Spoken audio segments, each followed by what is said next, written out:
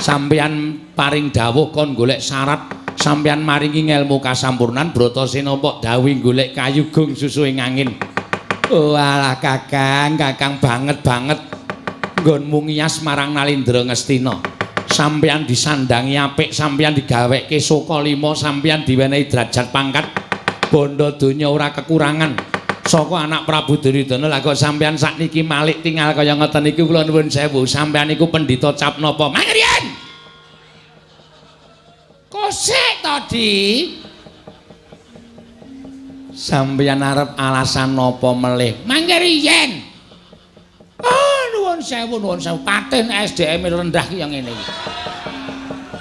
Lho rak malah ngonekke kula SDM rendah. Kula ora seneng SDM. Kula seneng SGM. Apa ada? Nuwun sewu.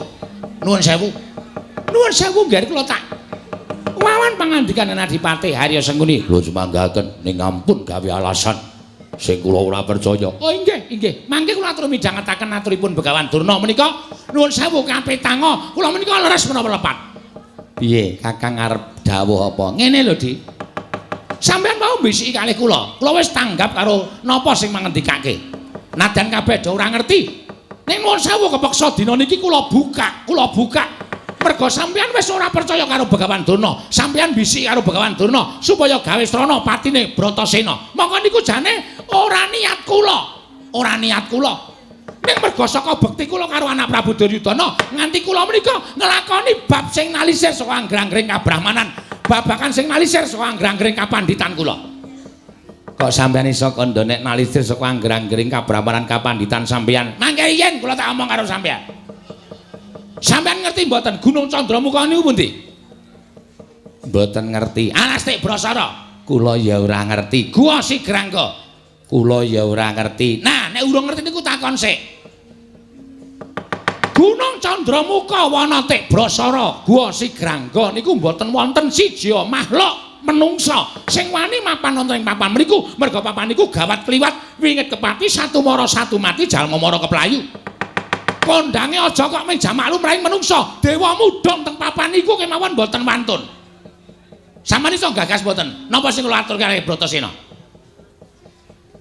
Terus sir sampeyan Bratasena tekan riku niku karep sampeyan pripun? Karep kula Bratasena supaya ora bali meneh ning pertapan Soka 5, ora bali meneh ning negara Ngamarta. Ngerti mboten?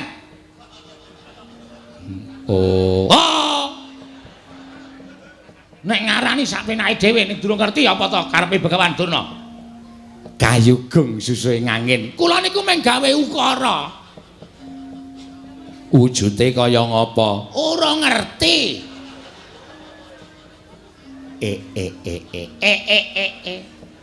Sak penake dhewe. Oh, wis ping pindho lho sampeyan natoni ati kula, Dipati. Sampeyan natoni ati kula wis ping pindho. Ngarep wau kalih niki wau. Nek merga Durna niku kebak tresna asih marang sesama, kula niku wong pendhita sabar, kula niku pendhita ikhlas. Nek do ngarani pendhita Durna niku elek, oh, salah besar. Durna niku pendhita sing apik tenan. Ning merga saka cedhak karo wong elek-elek, dadi Durna niku dadi elek. Cedhak karo wong elek upamane sapa? Nggih. Wong-wong niku. Kok sampean ngematke kula? Sampeyan krasa nek kula matke? Nggih, berarti sampean elek. Ya mboten napa. Dadi niki wau lerekane sapa? Lho tegese dasar rembugan iki wau sampeyan wis iso nglorokke Bratasena teng juranging kasangsaran. Mboten men juranging kasangsaran, ning juranging pepati. Oh alah. Waduh. Wah, wong pinter omongan karo wong goblok iki angel. Ora nyambung. Sarjana omongan karo wong lulusan SMP iki ora nyambung. Kula SMA. Lulus. Metu. Mergane nginjenroke Bu Guru. Kuwi apa-ape kaya ngono kuwi. Murid kok wani nginjenroke Bu Guru kuwi. Wong ming dipepe kok. Rok dipepe kok didelok ki ana apane? Ana jepitane. Men pancen ora kabur. Nggih. Nggih. Dadi kula paham. Kula wis ngertos kersanipun Kakang Prembanduna dados ngaten napa sing dingendikake Bapak Duna. Nggih. Menawi ngantos kula menika lincat menawi sampun kula aturaken. Menawi kula ngantos kula menika goroh. Wah, sing jeneng Pendhita Goroh menika dosane sondho langit lho, Nggih.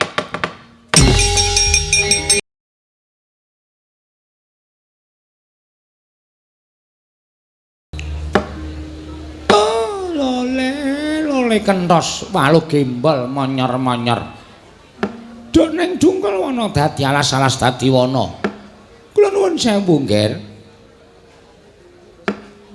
Pangraosipun ingkang Bapak ing Sukalima persasat kadidene kejugrukan Wukir Sari. Kelepaning samudra madu dening ngatasipun. Namung sak pertapan Sukalima kemawon kerawuhan paduka anak Prabu ing Ngastina. Kula nuwun sewu, Nggih. Kemarin kang Bapak ing Sukalima ngaturaken pasegahan panakrami salawuh paduka anak Prabu Duryudana wonten ing pecrabaan pertapaning Sukalima menika, Nggih. Bapak Durna sampun kula tampi paseganipun Bapak ing Sukalima ndadosaken suka marwata suta manahipun ingkang putra Duryudana. Kepareng kula ngaturaken pudya pangastawanipun ingkang putra kunjuk ngersanipun Bapak ing Sukalima, Bapak Prembanduna. Oh inggih. Kula tampi karya bombong raos sing manahipun ingkang Bapak ing Sukalima. Mboten langkung kasekecakno anggen jengandika lenggah wonten ing pecrabaan Sukalima menika, Nggih. Sampun boten kirang prayogi pisanipun ingkang putra Duryudana, Bapak Prembanduna ing Sukalima. Adipate Harya Sengkuni Raharja sarawuh mudi. Iya Kakang. Nering sambikala praptaku.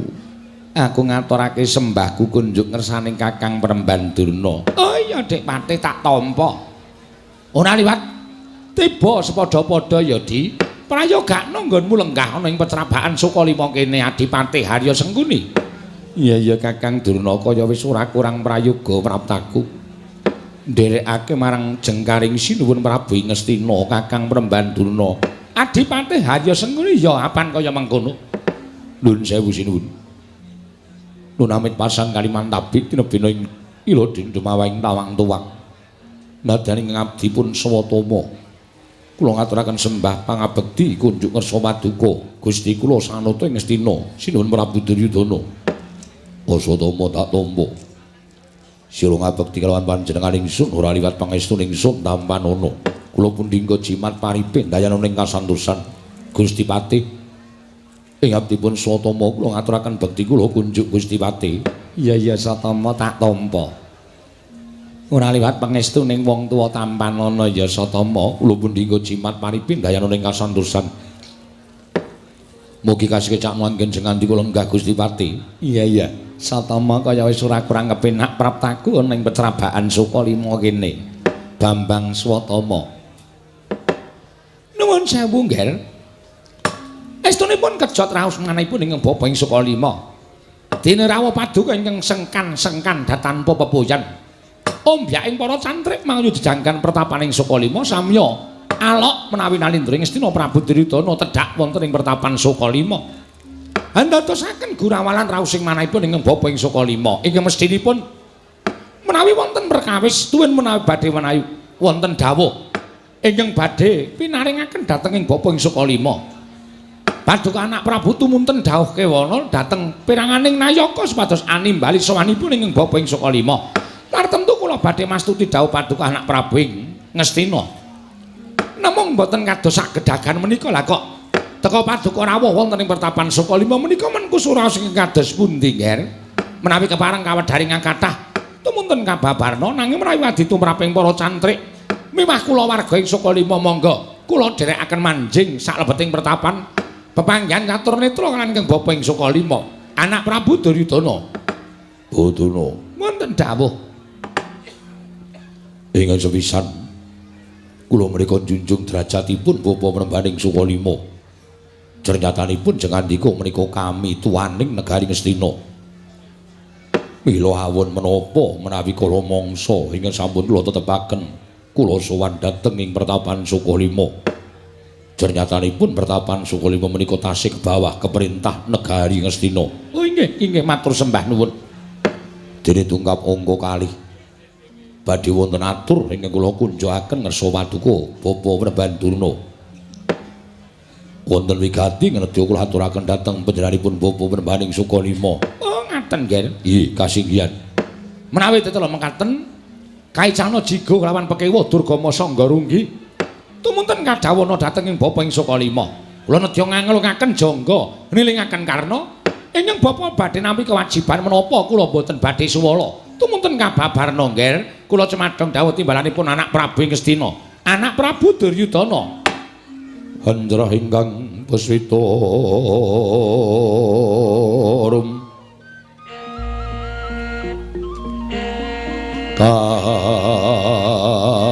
kasiring samirana mrih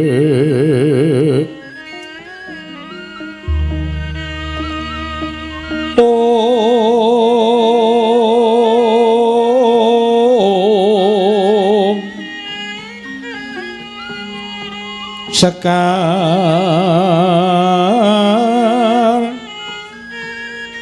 kadung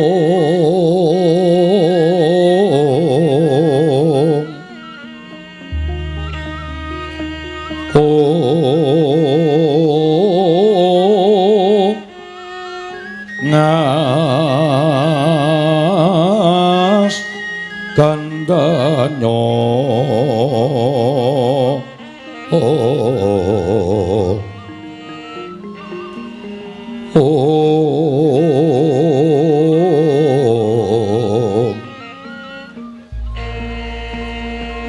maweh raras retnaning driya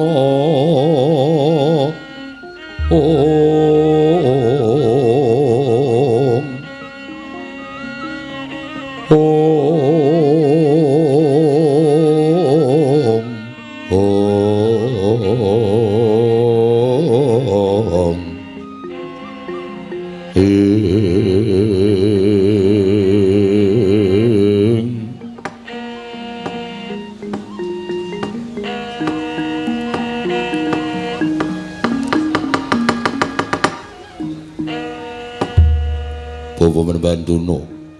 Kula wonten paring adhawuh nggih. Sawanipun ingkang putra Ngastina wonten ing pertapan Sukolima dinten sakmangke menika.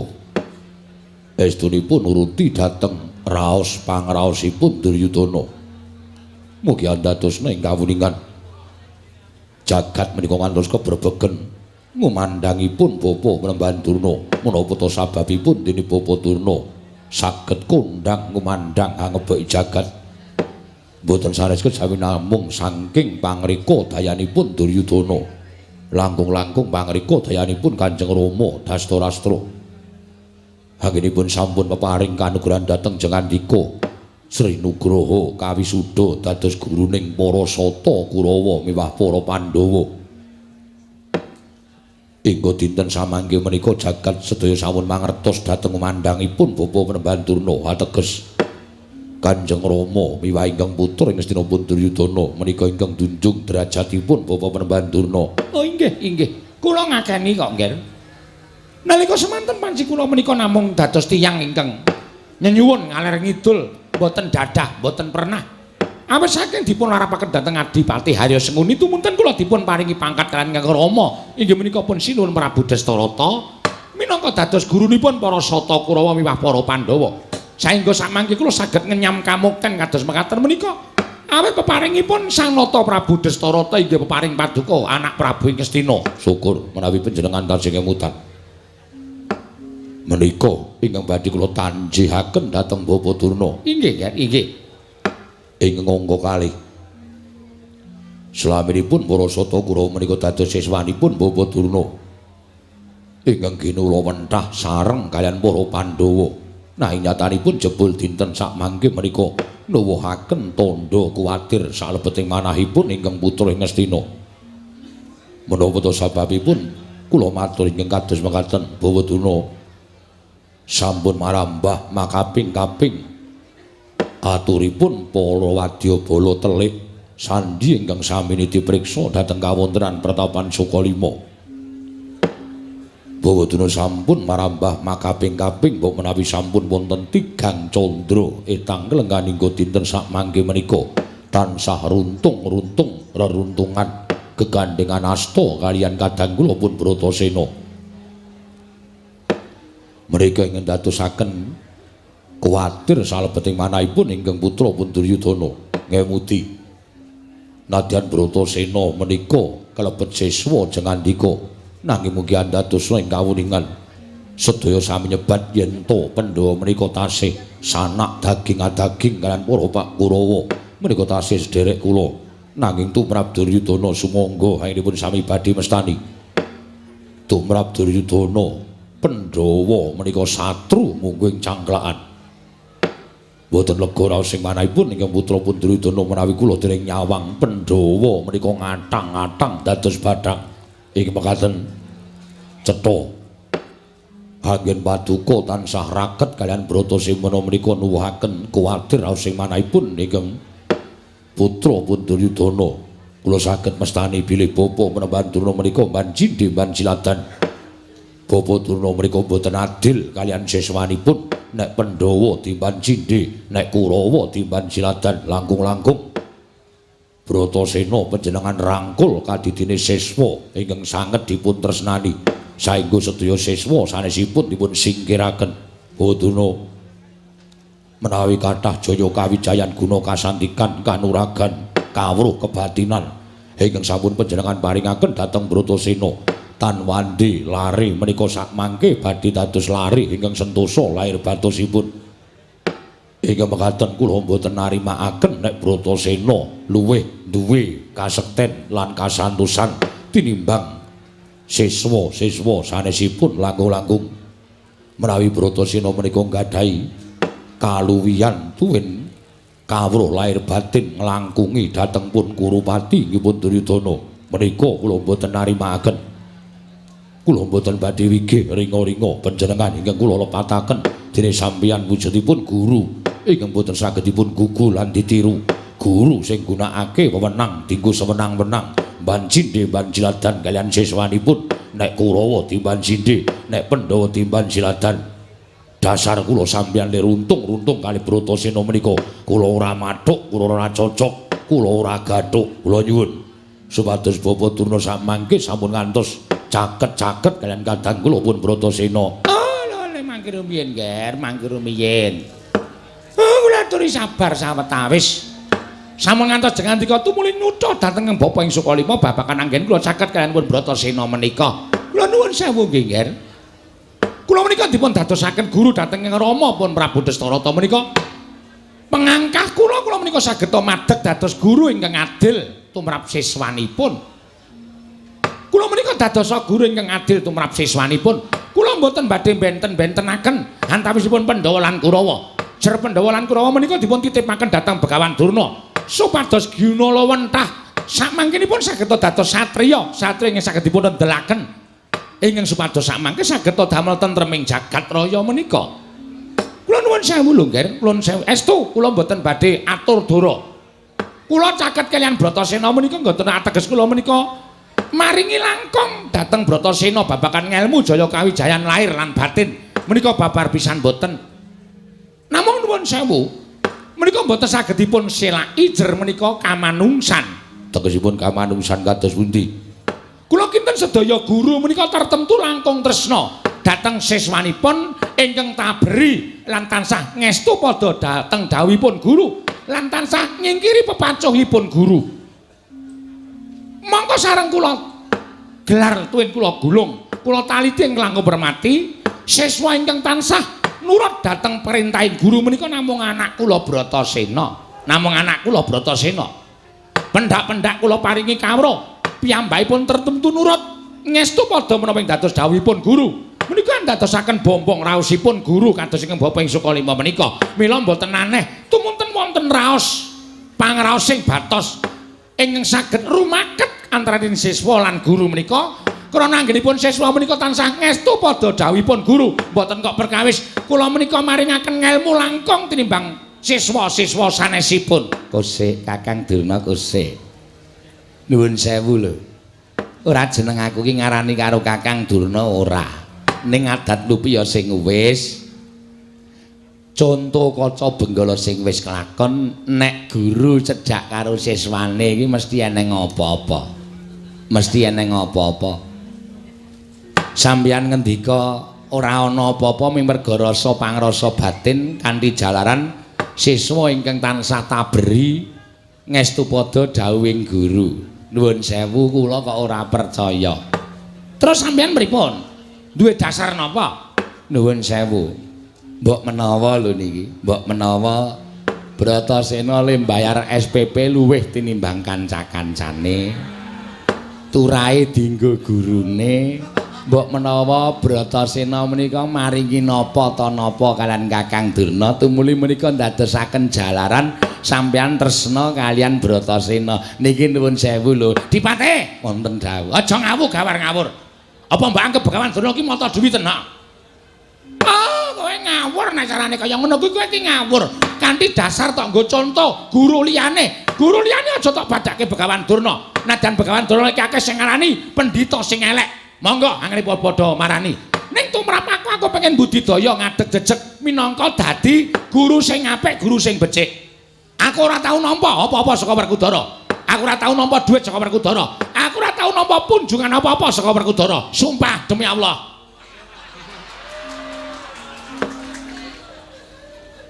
Nek wis wani ngucap kaya ngono kuwi aku kalah. Ya syukur nek Kakang Penemban Durna ora nampa apa-apa saka Bratasena. Ora. Lah mbok yo tok gledah kanan Sukalima. Tilik ana kae. Gambar-gambar sing tak pajang ning pendopo Sukalima kae ora ana tulisane tanda tangane Sena Nugraha, ngono ora ana. Anu Bratasena. Ngono ya Kakang. Dadi kowe aja ngawur gawar ngawur. Apa sing nak tindakake iki mligi? Aku kuwi nglakoni minangka jejering guru ingkang iso ditiru dening para siswane. Upama lho Dipate, upama Dursasana kuwi caket karo aku. Upama Dursasana kuwi cedhak karo aku. Dursasana kuwi gelem nuntut ngelmu karo Begawan Durna. Nindakake apa kang dadi dawuhing Pendhita Durna sarta nyingkiri pepacuing Begawan Durna yen to bakal nampa kawruh, nampa ngelmu. Lho, mesti wae rasaku cedhak karo Dursasana, rasaku gandeng karo Dursasana. Ora jeneng mokal yen to Dursasana tumuli saben dina mapan ana ing Sukalima merga nggone banget seneng nampa ngelmuning Begawan Durna. Ning ora kok Dipate, ora kaya ngono sing kelakon. Ora ana Kurawa ki sing seneng diwulang ngelmu ki ora ana. Ora ana Kurawa ki sing seneng nampa ngelmuning Begawan Durna, ora ana. Mongko ngelmu ki ya migunani temran tumraping para sata Kurawa. Ning ora ana sing gelem nampa ngelmu kuwi ora ana. Lah nek ora gelem nampa ngelmu ning Begawan Durna, terus piye lek arep cedhak karo Begawan Durna coba pikiran. Ngono ya Kakang. Ngene ya Kakang. Begini omong aja waton omong. Ning kulinakno omong nganggo waton, aja sok gampang ngonceki karo githok ing liyan. Ning kulinakno ngilo karo cengelmu dhewe. Iya. Mangkelake. Lah aku ki ming duwe penemu kok. Penemumu ki ora kepenak. Duwe penemu ki kena, ning aja nyocok karo atine wong liya. Duwe penemu kena, ning aja ngorek-arek karo batine wong liya. Petungen, penemu ki nglarani atine wong apa ora. Ngono kuwi kudu tok pikir. Aja waton jeplak kaya jeplakan tikus. Nglarani atine Begawan Durna. Ya nyuwun pangapura. Sepira keluputanku diagung pangaksama Kakang Penemban Durna. Mula kuwi Dipate, ora kok sapa wae. Upama to Kartomarma kuwi cedhak karo Begawan Durna, merga nggone tabri nampa ngelmuning Begawan Durna. Mula ora aneh nek ana rasa pangrasaning guru karo siswa ingkang ditunggalake merga siswane ya bangun miturut marang dawuhing guru kuwi dadi srana manunggaling rasa. Kurawa santos ki ora ana sing dadi murid sing apik Dipate. Ora ana. Dadi nek upama luwih cedhak karo Pandhawa, Begawan Durna cedhak karo Pandhawa, kuwi aja ngluputke karo Begawan Durna. Aja aku tok sing mbok luputke. Ning siswa-siswane ya tok luputke. Apa to sebabe kok Kurawa ora cedhak karo Begawan Durna? Merga Kurawa kuwi ora tau mlebu sekolah. Lho. Mangkane esuk tak gugah lho. Lah kok dadi ora tekan pertapan Sukalima. Ora. Do tetek nang terminal. Oh, aku wis niti priksa. Wanci ingkang tak temtokake iki pamulangan kanggo para Sata Kurawa. Lah kok tekan jam 09.00 ora ana sing ketok. Aku terus mubeng-mubeng ana sak wetenging pertapan Sukalima. Coba bab dalan mlumpuk ning ngarepan terminal. Do gojek karepe dhewe-dhewe, cekakaan. Mongko ngisore botol teng glimpang. Apa kaya ngono kuwi?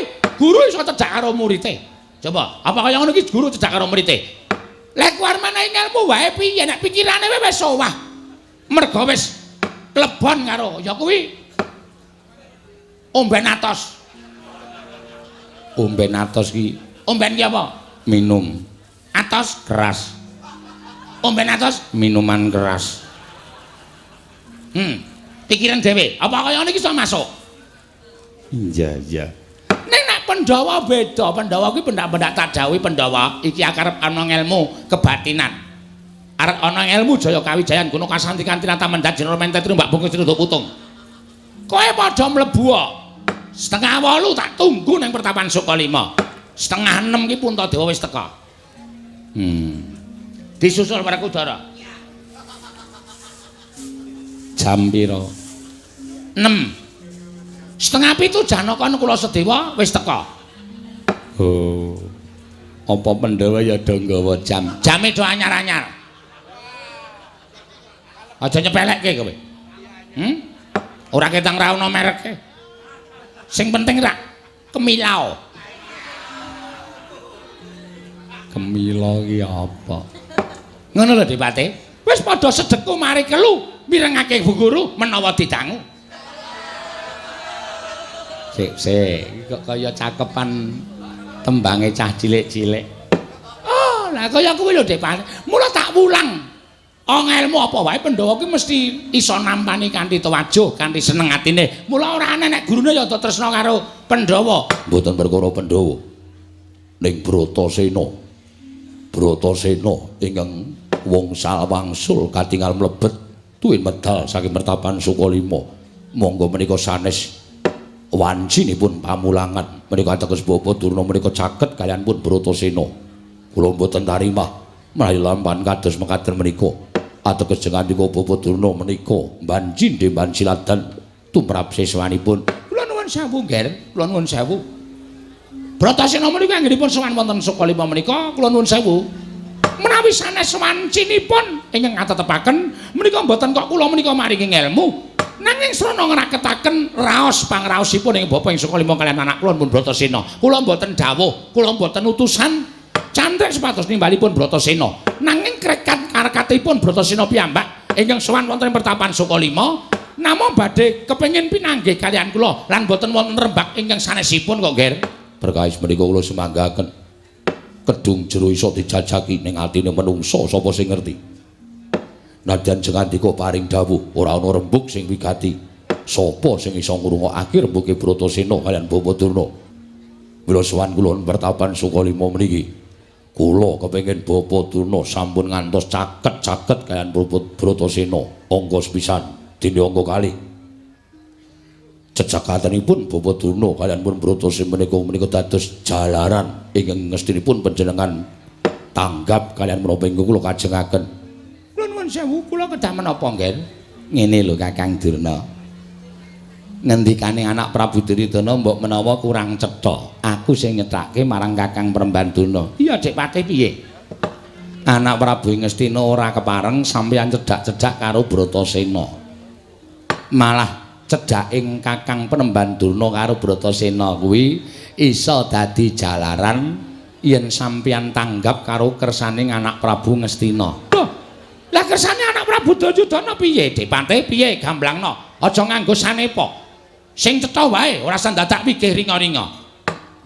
Anak Prabu wis paring pangandikan, kabagyane anak Prabu Ngastina ki yen to nyumurupi Pandhawa ngatang-atang dadi bathang, tegese Pandhawa tekaning pati. Mula caketing Kakang Prembandurna karo Bratasena kuwi kersane anak Prabu dadekno jalaran piye supaya Bratasena tekaning mati. Niku sing kula kajengke nek sampeyan iso nindakake tegese sampeyan tasih kepareng minangka dados nayaka lan sesepuh negara Ngastina. Nek Bapa Durna ora iso nindakake, kula saged mestani lair sampeyan dedheku teng Ngastina ning batin sampeyan ngemuli para Pandhawa, Bapa Panduna. Kagat risang kapirangu rinangkul kinempit kampit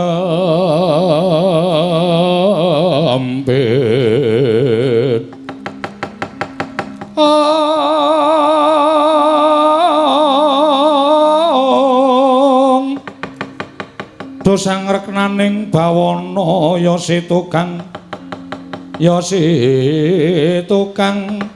walang ati ya si tukang kudu kering ya si tukang ana sing tias ing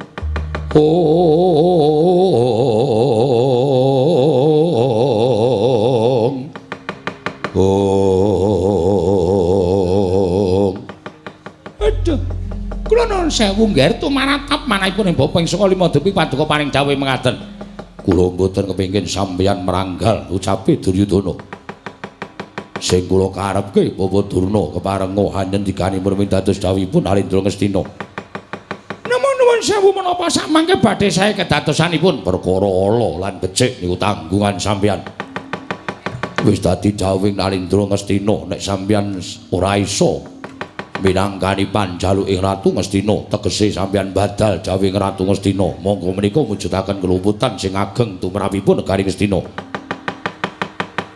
mangitung sampeyan saguh ngleksanani dawuhing Ratu Ngastina napa sampeyan sak cantrik sampeyan kudu lunga saka pertapan Sukalima. Wis Kakang nek kaya ngono kuwi tumrap aku tindakna to abote sepira. Sampeyan ming gawe srana supaya para Pandhawa utamane Bratasena enggalo tekaning pati merga Bratasena iki mujudake kekuwataning para Pandhawa. Yen Bratasena iso tekaning pati ateges sampeyan gawe kabagyaning penggaling anak Prabu Ngastina angka 2 nyuda kekuwataning para Pandhawa. Ingkang mangkono besok tumapak ing perang Bratayuda Pandhawa mesti ludes keles datan posisa mati ana ing Kurusetra.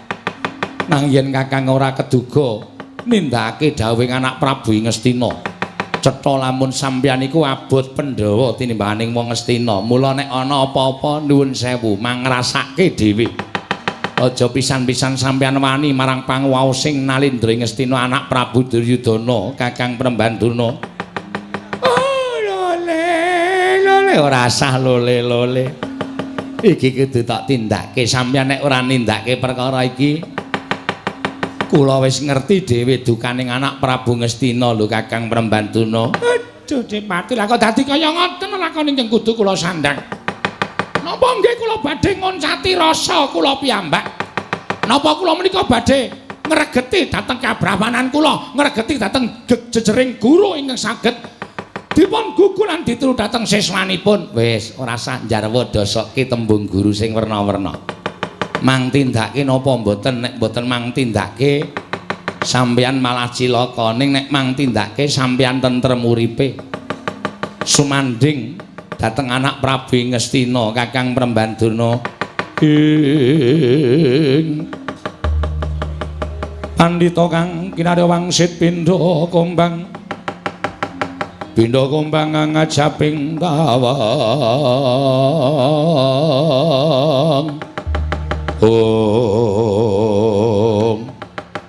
goreh orongeh penggaling Sang Begawan Durna bingung liwung nalika semanten nampi dawuhipun ingkang sesembahanipun Nalendra Ngastina Prabu Duryudana parandering mangke eling-eling Sang Begawan Durna adreh lamun kecalan kamukten pertapaning Sukalima ing batos ngendikani Nalendra Ngastina Prabu Duryudana dadak sakle mangke kasaru geger njaba samyaluk yen to nenggirawipun Sang Bratasena nedya sowan ngersane ingkang Bapa Prembanduna sigra tanggap Sang Begawan Durna angawing Nalendra Ngastina miwah Rekyanapati Harya niki nen mapan wonten ing pepengkeran pertapaning Sukalima tanggaping gati mangrombeng para kawula kanca piyak-piyak ana daya Raden Bratasena rawuh ning Sukalima kanca piyak meneh dalan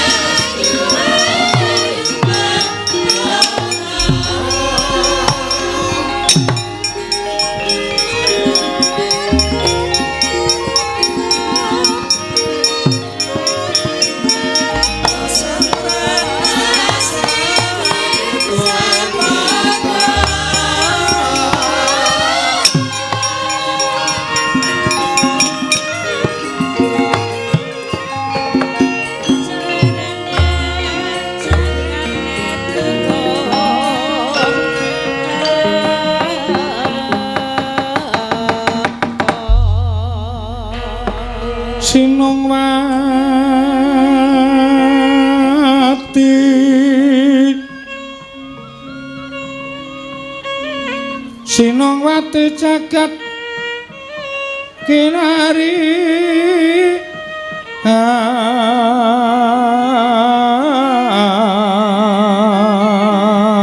among ndak lumembak ombak ing samudra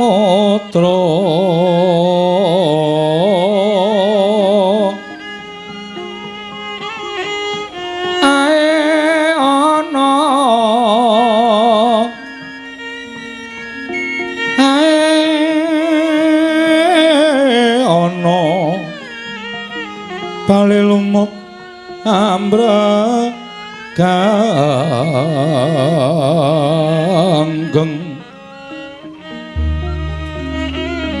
awita denceng dencengan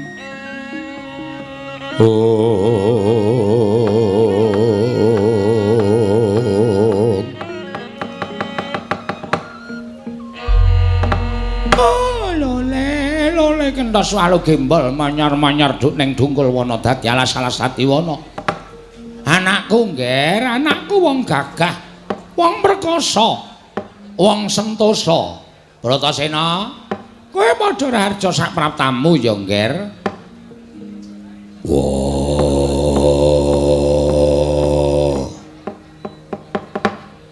Durna bapakku iya. Slamet aku. Aku ngaturake basaku katura. Tak tampa, Cah Bagus, tak tampa.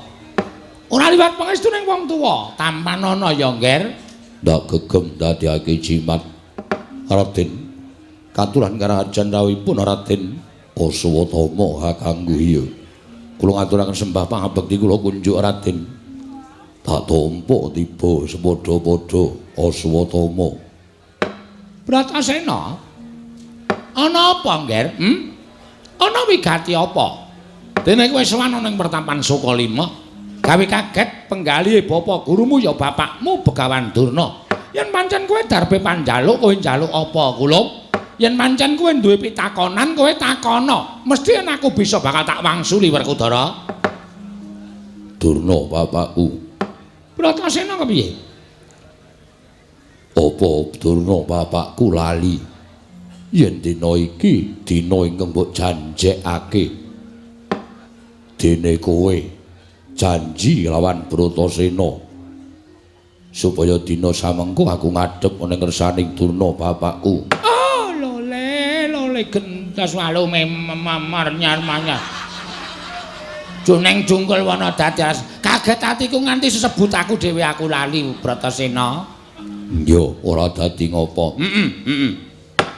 Ngene ya, Ngger. Kowe tak kandhani ya cah bagus.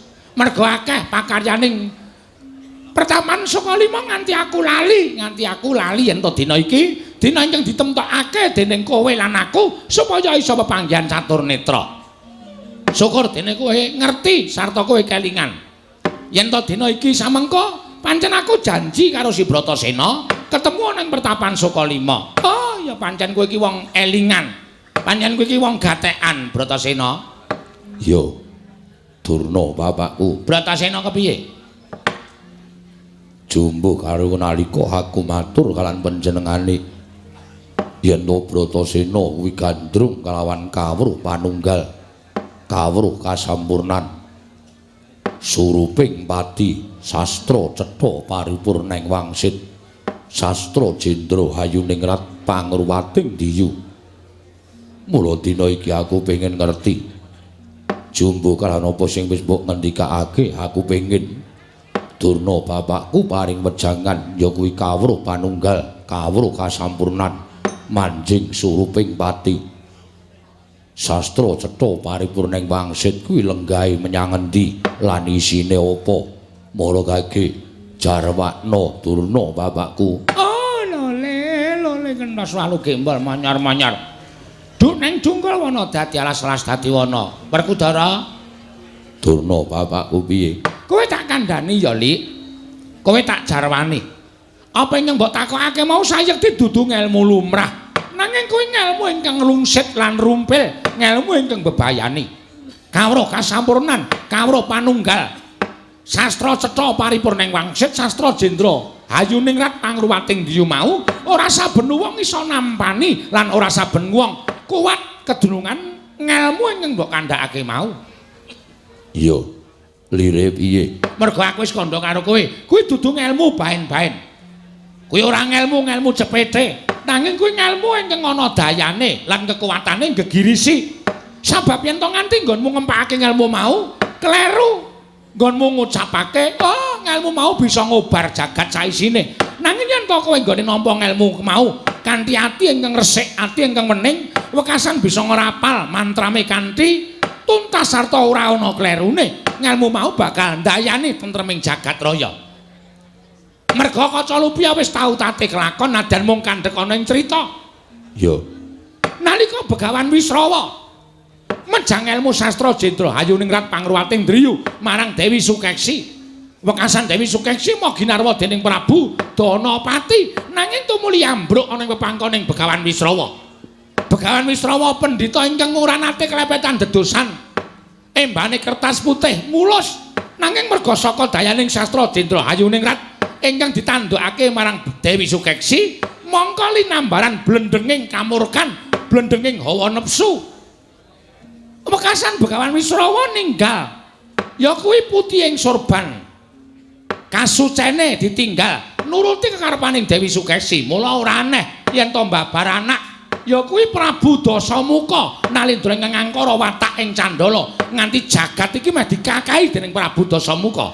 Kuwi merga salah gone nibakake sarta nggunakake ngelmu sastra Jendra Hayuningrat Pangruwating Diyu.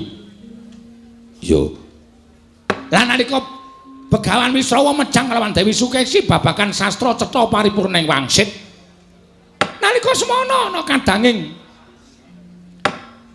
Dewi Sukesi ingkang ngrungokake nadyan mung ngrungokake Werkudara ewadene salah kedaden saka menungsa lumrah dadi buta. Ora coba. Wah, iya. Mula aku kandha karo kowe yen to ngelmu kuwi ora ngelmu sing baen-baen, nanging kuwi ngelmu sing abot. Ora saben wong iso nampa ngelmu mau. Nanging gandeng adreng nggonmu kepengin ngerteni ngelmu kasampurnan kawruh panunggal sarta manjing suruping pati. Pun Bapak ora bakal kekilapan lan pun Bapak ora bakal owel. Mesti bakal tak paringake Werkudara, tak paringake. Wah, matur genging panuwun ingkang tanpa pepindhan. Nyata Bapa Durna kuwi bapakku tenan. Ning ngene ya Werkudara.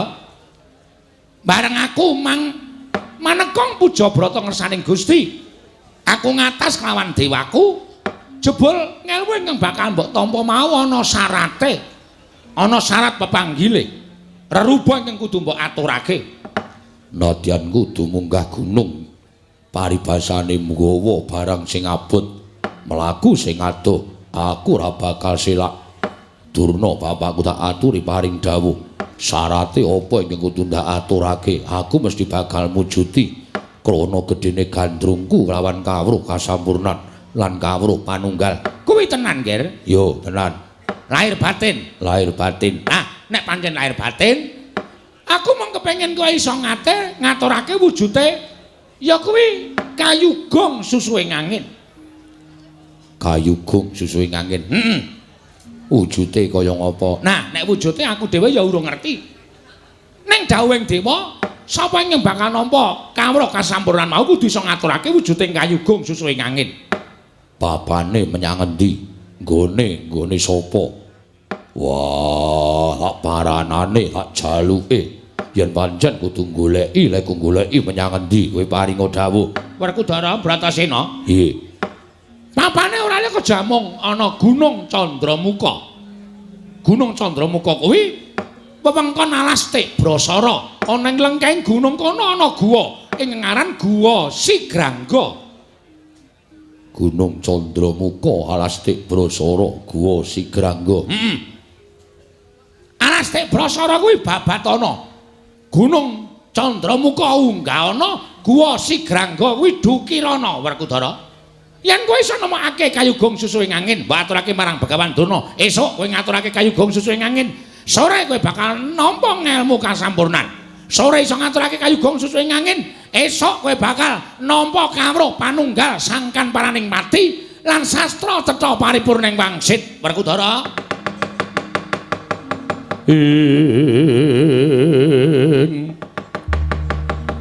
Brahmara remangus swamya ngambrang kati karunaning kaswase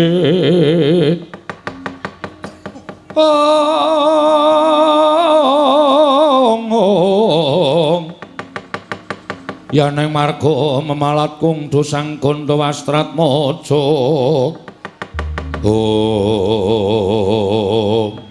wah Durna bapakku gandeng cetha papane mula dina iki aku njaluk pamit. Ora susah aku bali ning negara Ngamarta nanging tak jujuk Gunung Candramuka Alastik Brasara Guwa Sigrangga. Arep tak goleki kayu gong susuing angin ora slonto nggonku bakal nampa kawruh panunggal saka Bapa Durna. Oh lole. Apa ora sawetara ngasuh dhisik ning Sukalima? Babagan perkara ngasuh luwih kepenak yen to wis kelakon pencangkaning Bratasena. Mula wektu dina iki ora ana ingkang tak suwun kejaba mung pangestune Bapa Durna. Tak jaluk bisa kasembadan nggonku goleki kayu gong susuing angin. Sing ati-ati aja kaya bocah cilik ya Bratasena. Ndak sawang saka kene. Katon manter tejamu. Aku percaya yen to kowe bakal iso ketemu kalawan ingkang winastan kayu gong susuing angin. Aturna marang Begawan Durna. Dadi saranaku entuk kawruh panunggal. Aku njaluk pamit. Rahayune Skala salaku jantramu lananga juripmu ya kowe Bratasena.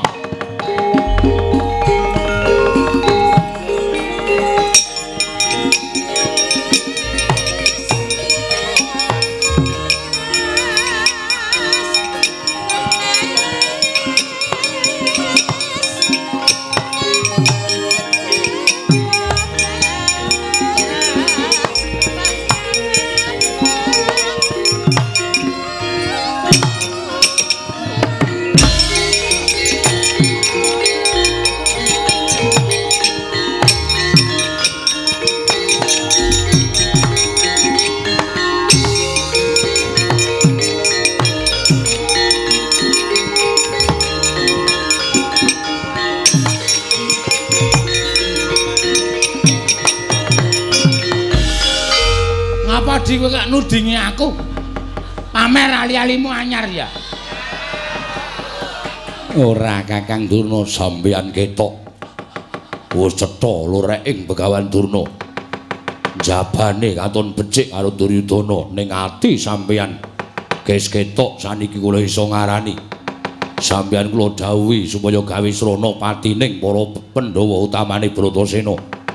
Ning kula rungokke saking salebeting pertapan Sukalima sampeyan paring dawuh supaya Bratasena kon golek kayugung susuing angin dadi syarat nggone bakal nampa kawruh kasampurnan. Piye to Kakang kowe kok ngono iki piye? Sampeyan kok dadi mentala ketok mata iso dirungokke cetha waldata wela-wela. Nek sampeyan ngewangi karo wong Pandhawa sampeyan ngewangi karo Bratasena. Sampeyan paring dawuh kon golek syarat, sampeyan maringi ngelmu kasampurnan, Bratasena pok dawuhi golek kayugung susu ing angin. Walah Kakang, Kakang banget-banget nggonmu ngiyas marang Nalindra Ngastina. Sampeyan disandangi apik, sampeyan digaweke Sukalima, sampeyan diwenehi derajat pangkat. Bondo donya ora kekurangan. Saka anak Prabu Duryudana lha kok sampeyan sakniki malik tinggal kaya ngoten iki kula nuwun sewu sampeyan iku pendhita cap napa mangriyen kosek tadi sampeyan arep alasan napa melih mangriyen nuwun sewu paten SDM rendah ki yang ngene iki lho rak malah ngonekke kula SDM rendah kula ora seneng SDM kula seneng SGM padha. Nuwun sewu. Nuwun sewu nggih kula tak wawan pangandikan Adipati Harya Sengkuni. Lho sumanggaken ning ampun gawe alasan sing kula ora percaya. Oh inggih. Mangke kula atur midhangetaken aturipun Begawan Durna menika nuwun sewu kapitanga. Kula menika leres menapa lepat. Piye Kakang arep dawuh apa? Ngene lho, Di. Sampeyan mau mbisiki kalih kula. Kula wis tanggap karo napa sing mangendikake. Nadan kabeh do ora ngerti. Ning nuwun sewu kepeksa dina niki kula buka. Merga sampeyan wis ora percaya karo Begawan Durna. Sampeyan bisiki karo Begawan Durna supaya gawe srana patine Bratasena. Monggo niku jane ora niat kula. Ning merga saka bekti kula karo anak Prabu Duryudana nganti kula menika nglakoni bab sing nalisir saka anggrang-angring kabrahmanan. Babakan sing nalisir saka anggrang-angring kapanditan kula. Kok sampeyan iso kandha nek nalisir saka anggrang-angring kabrahmanan kapanditan sampeyan. Mangke yen kula tak omong karo sampeyan. Sampeyan ngerti mboten Gunung Candramuka niku pundi? Mboten ngerti. Alastik Brasara. Kula ya ora ngerti. Gua Sigrangga. Kula ya ora ngerti. Nah, nek urung ngerti niku takon sik. Gunung Candramuka Wanatik Brasara, Gua Sigrangga niku mboten wonten siji makhluk menungsa sing wani mapan wonten ing papan mriku merga papan niku gawat kliwat wingit kepati satu mara satu mati jalma mara keplayu kondange aja kok ming jamak lumrahing menungsa dewa mudhong teng papan niku kemawon mboten wantun sampeyan iso gagas mboten napa sing kula atur kalih Bratasena terus sir sampeyan Bratasena tekan mriku niku karep sampeyan pripun karep kula Bratasena supaya ora bali meneh ning pertapan Sukalima ora bali meneh ning negara Ngamarta ngerti mboten? Oh. Nek ngarani sak penake dhewe ning durung ngerti apa to karepe Begawan Durna? Kayugung susu ing angin. Kula niku mung gawe ukara. Wujude kaya ngapa? Ora ngerti.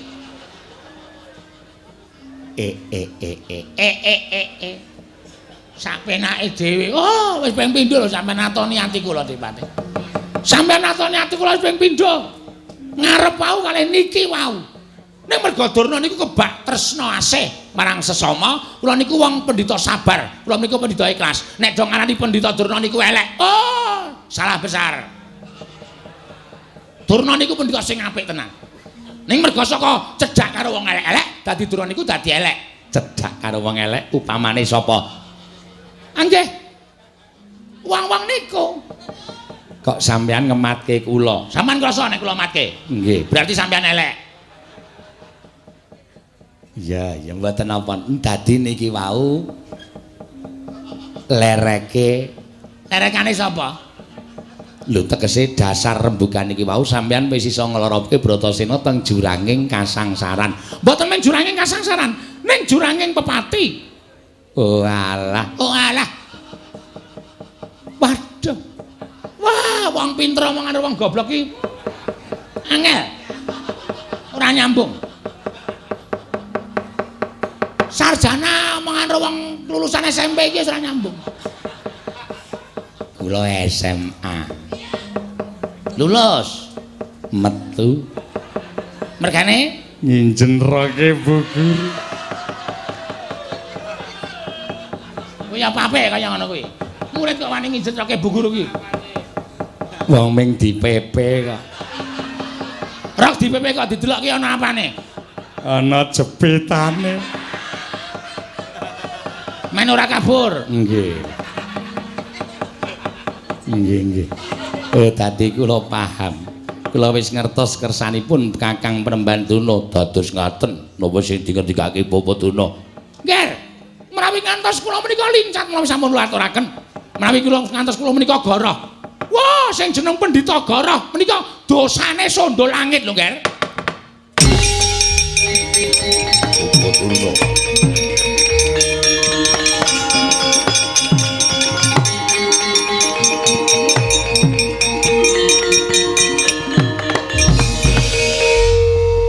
Durna sepinten kalepadan kula diagung pangaksami mboten napa-napa mboten napa-napa jer penyaipun anak Prabu Duryudana menika semban kula kok nggih panjenengan menika menawi dawuh menapa-napa kalian kula tentu kula istakaken menika lho tandha tresnanipun Begawan Durna dhateng anak kula anak Prabu Duryudana ing Ngastina nadyan dawuh panjenengan menika ngregeti dhateng kasutapan kula nadyan dawuh panjenengan menika ngregeti dhateng kabrahmanan kula ning merga kula menika tresna kalian para Sata Kurawa oh kula tindake kok nggih kula tindake tur kula ora nyalahke sapa-sapa dosane kula sandange dhewe nggih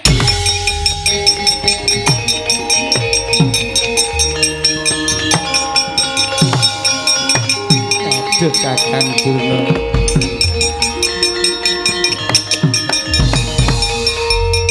ana babar pisan.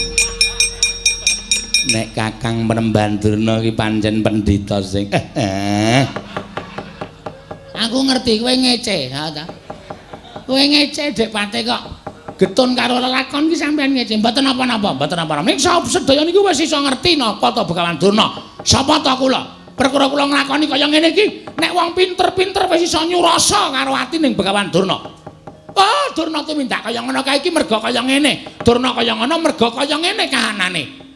Niku wis padha ngerti. Dadi kula ora bakal dibiyuki karo panyacat panyeda tuwin dipun raosi dening para kawula. Merga cantrik kula sing do krungu rembugan iki kabeh wis do ngerti piye to Begawan Durna sejatine. Nggih. Lan wis iso do maca sapa to sejatine sing jahat, sing angkara murka, sing elek tabiate niku sapa? Kula mboten sah kula tutup-tutupi pancen tak akoni ning kula ngenten iki nggih merga saka anak Prabu Duryudana. Sakarep sampean Dik Pate, sakarep sampean. Nggih, nggih ya syukur. Nggih, sak mangke sampun cetha. Oh Durna. Wonten jawuh. Monggo kula kanthi manjing telenging pertapan. Lho, menika griya kula nggih. Oh nggih. Nanging tetep panjenengan kula kanthi manjing telenging pertapan. Kembul Bujana Handrawina. Lho. Sing masak niku kula. Nanging kula nalindra panjenengan. Ayo Kakang tak kandri. Katane aku mau ning jero pertapan kok kaya isih kemelus. Ndak selak anyep. Oh, Dek Pate kok nyelek kutis. Lah kaya iki sing macak cantrik-cantrik ku arep nggo dahar kok malah arep dadi rayah ki kepiye? Dahar bareng ora kok dirayak. Oh iya nggih, monggo kula dherekaken. Samata. Sotom. Satama. Wonten dawuh sin penemban. Bubarno para cantrik mau yo dijangkan indung-indung kulu guntung. Indung-indung kepala indung ya Satama. Bubarno aja nganti ana ingkang cicil. Inggih. Bapakmu arep mlebu jroning pertapan dahar karo Sinuwun Prabu Ngastina lan Adipati Harya Sengguni. Istaken dawuh. Nyuwun pamit matal pasilan. Sing ati-ati aja kaya bocah cilik ya Satama. Lho niki ngestaken dawuh nyuwun pamit penemban. Ayo Dek Pate. Monggo. Wis sego tiwul wae. Oh iya. Ora apa-apa Kakang. Monggo nggih kula dherekaken. Monggo. Saka seneng-senenge ati kula. Kula kudu kembul nadah sesarengan dengan Bapak Penembaning Sukalima. Monggo nggih kula dherekaken. Wis purna gati ning pananggilan sarata sakundur kedatun jrog saking dampar kencana ki nampit gambaran gading. Kadharaken sanggaring para mban cedi manggung ketanggung Jaka paloro-loro. Satama. Wonten dawuh. Gendhinge aja angel-angel ya Satama. Inggih, ngestaken dak. Wis terusno. Jelok saking pecrabaan. Aja majlok Satama. Inggih, ngestaken dawuh. Alon-alon wae. Bapak wis tuwa Satama. Inggih, ngestaken. Ora ketut. Kok kaya wong ambruk Satama. Iki wong dipocapke kok omong wae. Oh, Satama niku dereng apal pocapan mula kudu kula tuntun. Oh. Wis paripurna pangandikaning Sang Tapa Begawan Durna. Nalika semanten arsa tedhak saklebeting pertapan Sukalima. Sukalima. Katinan saking mandra tindakna Sang Tapa Begawan Durna. Lamun Cinandra kaya tansah sesanti kamulyane. Kuwi wae Satama.